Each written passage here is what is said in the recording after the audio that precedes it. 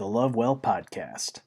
Hope you're having a great week, and it's been a very full week as we prepare to say goodbye to Ethan and send him off to Indiana for a summer at a baseball training facility as he's getting ready to start playing ball at Saginaw Valley State. And our family is in some transition, as I'm sure many of you are as well. And so if you are in that situation where you are experiencing transition, know that I'm praying for you. And we will all get through this together, I am sure. As we begin, as we continue on in this Love Well podcast, we are in week 2 now of a series on leadership that I'm calling Leading with Grace. Last week we looked at humility, and this week we are going to be looking at the second of 4 words. My 4 words that really become leadership principles for me are humility, integrity, community, and presence. And so this week we are looking at the principle of integrity. Now, I thought it would be good to spend some time doing this series of podcasts on leadership because we are living in a time where leadership is at a premium, right? Leadership is something that we are seeing on a daily basis that in ways that we typically haven't before. And so as we walk through these days, we need to know, what does good leadership look like? And I think good leadership looks like people who practice humility, people who practice integrity, leaders who understand the value and role of community, and also understand and value presence. Good leadership differentiates itself from good management. Managers do the right things. Leaders do things right. This is a very important distinction because oftentimes doing things right demands the leader to help draw people through difficult situations, to help pull them through times where to do things that they don't necessarily want to do. And I think one of the things that is absolutely necessary for us as leaders to do that is that we have to have integrity. We have to be people who can be trusted. And you see, if you are a leader, if you're in a position of leadership and those who follow you or claim to follow you don't trust you, you're not going to be able to lead them anywhere. And nobody's going to trust you if you live a disintegrated life. You see, oftentimes we think of integrity as simply doing the right things when nobody's watching. But there's way more to it than that. That's a part of it. That's a character aspect of integrity. But the other part of integrity is that we are a people, or we're somebody whose life is integrated. Somebody whose life looks the same wherever you are, whether you're at work, at church, in your living room, at a ball field, wherever you might be, your life is consistent. A consistent life is an integrated life. A consistent life is someone who has integrity, and that's the first part of this idea of integrity as a leadership principle, is that we have to stay true and we have to be who we are at all times. So that way, people know where they stand with us. I've served on some teams where I've had leaders who are almost like they have multiple personalities, right? Like you just never quite know where you stand with them. And as a result of that, it made it very hard to trust them. because you didn't know if one day you were going to show up and they were going to be in a good mood. And because they're in a good mood, you're gonna have a great meeting. You're gonna have great times. It's gonna be a lot of fun. Or maybe they're just gonna be, uh, you know, upset, angry, whatever, for no apparent reason. Um, and so you just never quite know. You just never know where you stood with them, and it was because they were different people. You could see them at a conference and they would act one way. You'd see them at a you'd have private one-on-one conversations and it would be another thing. And then you get around your team and it would be a third thing. Like there was just never any kind of continuity in their life. And I think that's one of the things that I most appreciate about Jesus as I look at his leadership in the Gospels is that he was somebody who was completely integrated. I know it's not really surprising that Jesus would have an integrated life because he was God after all. But there was just never any question about where people stood with Jesus. He was honest, he was authentic, and as a result, he was the same. He was the same yesterday, today, and tomorrow. And we as leaders, we need to follow that pattern. We need to be a people. We need to be people whose lives are integrated. That when we have a private conversation with somebody, it reflects the public conversation they see later, or it's the kind of thing that they see reflected online. I've got a good friend, Todd, who I think lives one of the most integrated lives of any person I know. People who he only knows online, he meets in real life, and I think one of the greatest compliments that he receives is that they say, wow, you are exactly the same in person as you are online. That's the goal. That right there is the goal. To be people whose lives look exactly the same wherever we're at. I want my kids' experience of me to be the same as my elders' experience of me, of my neighbor's experience of me. I want them all to match up, right? I don't want people to think that there are 3 or 4 or 5 different versions of myself running around based on the context that I'm in. This is what's so important about integrity, is that we have to be the same person all the time. Along with that is authenticity. A leader with integrity is a leader who is authentic. And authenticity is kind of this buzzword, right? And it's hard because oftentimes we want authenticity, but we don't want the commitment that goes with it. And for somebody to really be authentic with you, they have to know that you are committed to them. Well, if we're going to see that played out in our personal relationships, and we consider ourselves to be a leader, then we have to lead that way. We have to be the ones that trust the other person, and we have to lead with authenticity. And what that means is we have to lead with us being who we are. An authentic person is somebody who's not putting on masks, somebody who's not putting on disguises, who's not constantly flowing and changing in every situation, right? And I think that's one of the things that I've had to learn. I've really, really had to learn that it is okay to be me. It is okay to be my authentic self. I am loud. I oftentimes speak before I think. I don't take into account other people's feelings a whole lot. And so part of being me is not pretty stuff. Part of being me is oftentimes I steamroll people or I hurt people.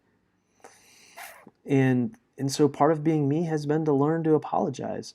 Part of my authentic self is also as I meet people, as I get to know people, as I enter into leadership relationships with people, is to say, look, I'm not perfect. I talk before I think. I can be a steamroller. I sometimes am not the most aware of other people's feelings and emotions. And as a result of that, this allows me to create a platform of authenticity. I'm trusting them with my imperfections. And from the start, I try to take off the mask and put away the disguises and just kind of say, this is who I am. Take it or leave it. And as a result, when I blow it, when I hurt people, when I do things that I don't want to do, when I say things I don't necessarily mean to say in the way that I say them, I have a platform to seek forgiveness, to apologize. But I don't think I'd have that platform if I wasn't authentic, if I wasn't really being who I am. If people thought I was just playing a game or putting on disguises, um, I don't think they would receive my apologies the way that a lot of my friends do these days. And I think it's because I'm authentic. Um, I think part of authenticity as a leader is allowing people to see where you're weak. It's allowing people to see your brokenness, the places where you're still working stuff out, admitting that you don't have it all together. Um, there's a lot of leadership books that would tell you otherwise. There are a lot of leadership paradigms that say a leader is supposed to be strong at all times, that a leader is to have no chinks in their armor, that a leader is to only show strength, is never to show a limp. Um, and that's inauthentic. It's just not true. And that kind of leads us to the third thing, which is it's just not honest, right? Part of having integrity, part of being a leader who has integrity is being honest. It's telling the truth. Oftentimes telling the truth includes saying, guys, I'm really hurting right now. This happened and this happened and this happened, and it's really killing me, man. I'm struggling. I don't have all the answers right now. I need you. I need you to rally around me. Sometimes honesty demands us to say, I just don't know. I don't know the way forward. I don't know what the plan is. We're living in a time like that right now. Could you imagine? Could you imagine if more of our public leaders would simply stand up on their platforms as they're giving their speeches, they're giving their public addresses, and they're saying, "Listen, hey, we're living in a time of a virus that is new. We don't have a lot of information. Our scientists or medical experts are still trying to figure it out. They don't even know what they don't know about this thing. It's 4 months old. So bear with us. We're doing the best we can. We don't really know what tomorrow's going to look like. We don't know what we need to do. We may say one thing this week and then next week come back and say, hey, we got to go a different route. Do you know what that would do to the trust level of our leaders? It would go through the roof. Because you see, honesty breeds trust. Honesty breeds trust. Dishonesty removes trust. It reduces trust. And if we don't have trust as a leader, if the people that I'm leading don't trust me, they are not going to follow me anywhere. When the hard times come, when the storms rise up, they are not going to look at me and go, oh, okay, yeah, we're with you. We got you. We'll follow you. Because they don't trust me. Well, you're not going to trust somebody who's dishonest. And the fact of the matter is, there is no person who has all the answers. There is no person that in the midst of every single dilemma, every single issue that arises knows exactly what to do. And so you need to be honest. Honesty is it's core to being somebody who lives an integrated life. It is foundational to truly having integrity. Um, and let's be honest. See what I did there? Let's be honest. Uh, Sometimes it's easy to lie. It's easier to lie sometimes. It's easier to make something up on the spot and say, "Oh yeah, totally, totally this, totally that." No, no, it's so easy. And when I was younger and I was trying to lead, I thought that's what a good leader did. I thought a good leader put on um, this exterior that said, "I know all the answers. You come with me. I got it all figured out." Um, I've learned the hard way that saying I don't know and being honest about the places where I'm weak, being honest in the gaps of my intelligence, being honest about uh, the things that I really don't have a handle on. It goes a lot farther in building trust and being a good leader because it means that your life is integrated. It means that my life is integrated. It means that I have some level of integrity. And for leaders, we have to have integrity. If we don't have integrity, we have very little. So we need to live integrated lives. That means we need to be the same person wherever we are, whenever we are. As much as we possibly can. We need to be authentic. We need to be ourselves. We need to own who we are. And we have to be honest, right? We have to be honest. And then the final thing when it comes to integrity is, is we have to own the vision. Now, this is a little bit of a departure from these other things here, right? You might kind of go, okay, one of these things is not like the other. But here's the deal. If we don't own the vision, then it is very, very difficult for us to invite others into it. And so to be somebody who has integrity, it means that we own this thing too. That whatever it is that we're leading people into, that vision becomes a part of who we are, and we seek to lead out of that reality. This goes to the integrated life. This goes to being honest, and this goes to being authentic. To own the vision means that we don't have we kind of don't have these hidden agendas, right? If we own the vision, then our agenda is right there for everybody to see, and it's not hiding behind something else. Too many times, leaders have hidden agendas, and so the vision they use the vision almost like a mask or some way to hide their true agenda. I know a lot of my friends, a lot of pastors, who say their mission is the Great Commission, right? Man, that's not their vision. It's not.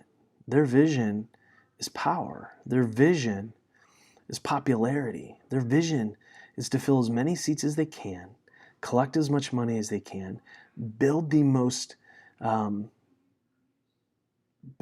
amazing building they can to make their name great. Nobody likes to say that. I hate saying that. But if we're honest, that's what a lot of us are about. A lot of us are about making our name great. And that can't be our vision, right? If you're a leader and you walk up front and you say, listen, I'm here to make me great, guess what? Nobody's going to follow you. And so what you do is you come up with a different vision. You come up with this thing to hide your true agenda. We must own the vision that we lay out for our people. And we need to say, this is where we're going. I'm all about this. I am all in on this. No hidden agenda. Nothing is behind the screen over here. We're all in, right? And so I think about what we started with the Acts 13 network that we used to call the Antioch movement. We said that we wanted to be about building disciples. We wanted to be about building a faithful community in a neighborhood. That's what we wanted to be. Well, if we were going to do that, it meant there were some things that we weren't going to be about. And those were the things that my mentor, Doug, he said, hey man, these other things are like a vortex. They are going to suck you in. And it is going to be so hard to fight against it. He was right. As a pastor, there is nothing that you want more than to stand on a stage and have hundreds of people, thousands of people tell you how great your message was. That is intoxicating, my friends. It really is. It's ridiculous. There's no drug. There's no whiskey. There is nothing that compares to having that kind of rush. It is remarkable. And so I don't fault a lot of other pastors. I don't fault my friends who are pursuing that and chasing that dream. I get it. But you see, when we started this thing, we said we wanted to be about something different. We didn't want to be about the 3 B's of church success, right? Butts, buildings, and budgets. Those were not our scorecards. Our scorecard was going to be something else. Our scorecard was going to be changed live. Our scorecard was going to be communities, missional communities being built and multiplied, and leaders developed and grown, and discipleship happening. These were going to be our scorecards, and so we had to go about things in a really different way. And it has been really hard to own the vision because it's not sexy. It doesn't give you that same kind of rush as standing on a stage with a band and the lights and all of that. But then you hear of somebody who says, hey, there's Dan. He's our neighborhood's pastor. Yep. It helps you own the vision. We have to own it. No hidden agendas. Be honest about what we are doing. Be honest about who we are. Own the vision. That's part of an integrated life. So 4 words that shape me as a leader. 4 principles that I think is what it looks like to lead with grace. And that is humility, which we talked about last week, integrity that we talked about this week, community that we're talking about next week, and presence that we'll talk about in the last week. I hope this is helpful to you. I really do. And if it is, then my encouragement to you would be to subscribe. Subscribe to danielemrose.com, and you can do that for free. What I write, what I publish, the things that I record get dropped right into your inbox about 5 days a week. Follow me on Twitter at danielemrose, or you can check out the archive of this video and some of my teaching on Sundays at youtube.com/danielrose. And I hope you will. I hope you'll continue the conversation with me, because here's the deal. No hidden agenda. No hidden agenda. I just want to have the conversation. I want to invite you in, and I would really invite you to join us on this journey of trying to live the Christian life by loving well. That's what it's about. All right. So until next week, my friends, love well.